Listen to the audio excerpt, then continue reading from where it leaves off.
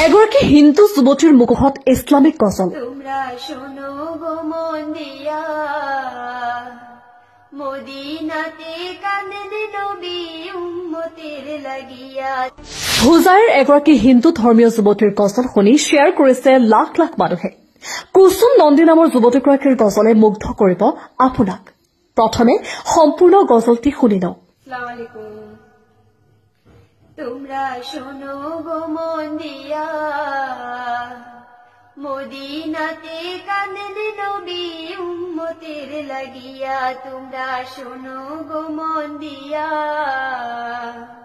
মদিনাতে কাঁদেন নবী উম্মতের লাগিয়া।